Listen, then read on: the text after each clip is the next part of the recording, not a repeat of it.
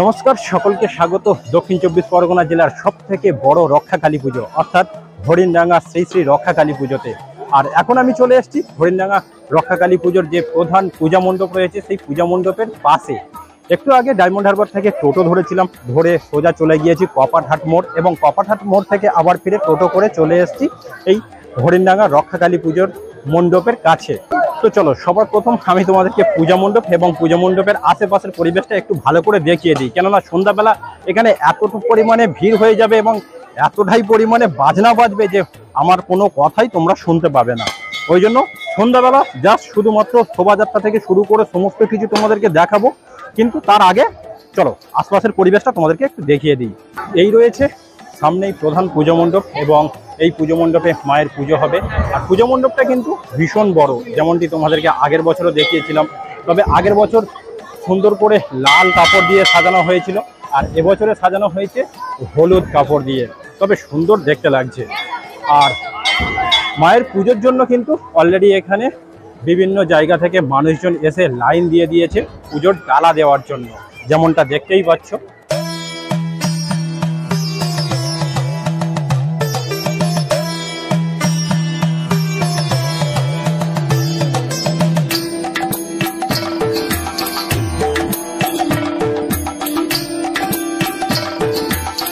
তো এই রয়েছে পুজো মণ্ডপের মধ্যে যে সমস্ত পুজোর ডালা পড়েছে, অর্থাৎ ডালা দেওয়া হয়েছে সেই সমস্ত ডালাগুলো। মানে আমার দেখা কিন্তু সব থেকে বেশি পুজোর ডালা মনে হচ্ছে আমি এখানেই দেখেছি আগের বছর, এবং এবছরও দেখতে পাচ্ছি। পূজা মণ্ডপের ভিতরেই রয়েছে মায়ের পূজার আসন, এবং মণ্ডপটা দেখতেই পাচ্ছ যে খুব সুন্দর করে সাজানো হয়েছে।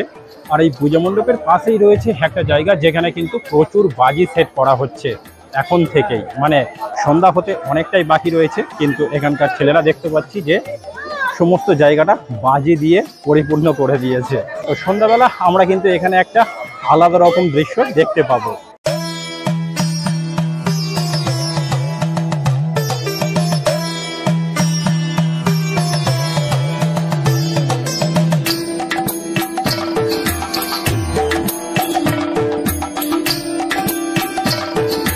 শুধুমাত্র যে এই পূজা মণ্ডপের পাশে বাজি সেট করা হয়েছে তা নয়, পূজা মণ্ডপের পিছনেও একটা জায়গা রয়েছে যেখানে কিন্তু প্রচুর বাজি সেট করা হচ্ছে সন্ধ্যাবেলা ফাটানোর জন্য। তো চলো সেগুলো তোমাদেরকে দেখাই।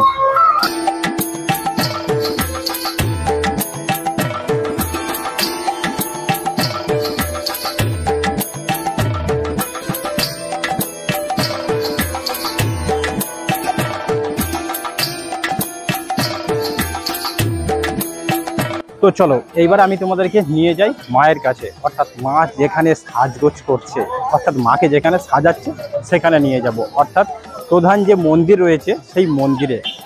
তো মন্দিরটা রয়েছে এই যে পূজা মণ্ডপ রয়েছে না, পূজা মণ্ডপ থেকে কিছুটা দূরে পাড়ার ভিতরে। মানে এই পূজা মণ্ডপ থেকে মায়ের মন্দির পর্যন্ত হেঁটে যেতে সময় লাগবে খুব বেশি হলে 2 থেকে 3 মিনিট। তবে হ্যাঁ, সেটা কিন্তু পাড়ার ভিতর থেকে রাস্তা দিয়ে হেঁটে যেতে হবে। তো চলো আপাতত এই রাস্তা দিয়ে হাঁটতে হাঁটতে পৌঁছে যাই মায়ের কাছে, এবং চলো মায়ের সাজগোজটা দেখি।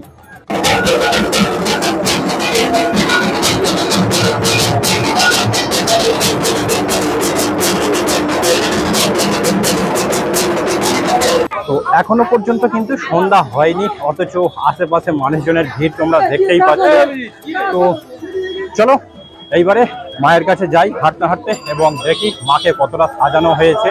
আর হ্যাঁ, আসল ছবি কিন্তু এখনো বাকি রয়েছে, কেননা এখানকার শোভাযাত্রা কিন্তু দক্ষিণ চব্বিশ পরগনা জেলার সব থেকে বড় শোভাযাত্রা। আর এই শোভাযাত্রাতে শুধুমাত্র যে বক্স বাজে তা নয়, এখানে কিন্তু বক্সের কোনো গানই চলে না, শুধুমাত্র বাজনা এবং বাজি পোড়ানোর সহযোগে শোভাযাত্রা হয়ে থাকে। তো একটু অপেক্ষা করো, শোভাযাত্রাটা কিন্তু তোমাদের সাথে শেয়ার করব। তো যেমনটা আমি তোমাদেরকে বলছিলাম যে পাড়ার ভিতর থেকে মায়ের মন্দিরের কাছে যেতে হয়, যেমন আমি চলে এসেছি এই যে রাস্তা রয়েছে এই রাস্তা দিয়ে, এবং এই রাস্তা দিয়ে কিছুক্ষণ এসছি, আসার পরে এখানে রয়েছে মায়ের মন্দির। তো চলো এখানেই মাকে সাজানো হচ্ছে, মায়ের সাজটা দেখব। তো আপাতত আমি দেখতে পাচ্ছি যে মায়ের কিন্তু সাজ অনেকটাই বাকি রয়ে গিয়েছে, এবং মাকে সাজানো হয়ে গেলে কিন্তু এই মন্দির থেকে মাকে কাঁধে করে নিয়ে যাওয়া হবে এই রাস্তা দিয়ে, এবং নিয়ে যাওয়া হবে পূজা মণ্ডপ পর্যন্ত।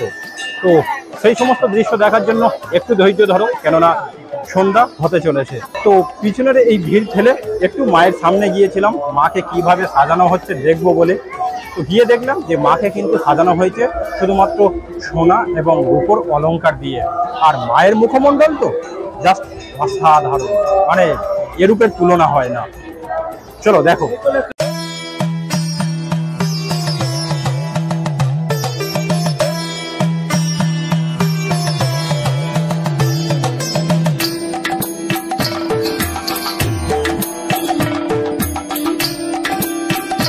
আর এখানে এসে আগের বছর যে কাকুটার সাথে কথা বলেছিলাম সেই কাকুটার সাথেও দেখা হয়ে গিয়েছে। কাকু ভালো আছেন তো? ভালো আছে। ও কাকু, এই কটা পাড়া মিলে পুজো হচ্ছিল আগের বছর? 6টা পাড়া, তাই তো? আচ্ছা। তো শুধুমাত্র যে এই হরিণডাঙ্গা এলাকার মানে শুধুমাত্র একটা ক্লাবের পুজো তা নয়, মানে এই পুজোটা হচ্ছে কিন্তু 6টা পাড়া মিলিয়ে একটা পুজো হচ্ছে। মানে বুঝতেই পারছো যে সন্ধ্যাবেলা শোভাযাত্রাটা কি হতে চলেছে। আগের বছর তো তোমাদেরকে আমি দেখিয়েছিলাম, বাট একটু ধৈর্য ধরো, সন্ধ্যা হয়ে এসছে। আর কিছুক্ষণ পরেই কিন্তু সেই শোভাযাত্রা দেখতে পাবে, যে শোভাযাত্রা কিন্তু আমার মনে হয় না যে তোমরা অন্য কোথাও কালী পুজোতে দেখেছো। তো চলো আপাতত এই ভিড় থেকে একটু বাইরের দিকে যাই এবং ফিরে আসছি শোভাযাত্রার ভিডিও নিয়ে। চলো।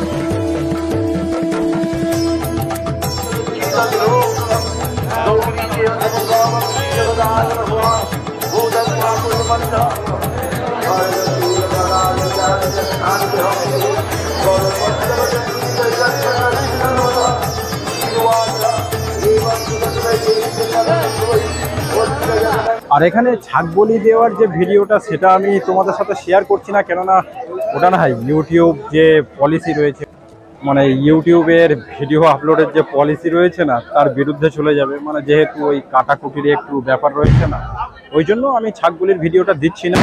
আর রইল বাকি প্রতিমা বিসর্জন। তো প্রতিমা বিসর্জন হবে কিন্তু এই সন্ধ্যা 7টায়, মানে এই ছাগবলি হতে হতে আপাতত এখন দুপুর 12টা 1টা বেজে যাবে। তারপরে আবার ফিরে সবাই বাজনা বাজিয়ে বাজি ফাটিয়ে নাচানাচি করতে করতে মোটামুটি প্রতিমা বিসর্জন হতে সন্ধ্যা 7টা বেজে যাবে। ওই জন্য কিন্তু আমি আর এর থেকে বেশি কিছু দেখাতে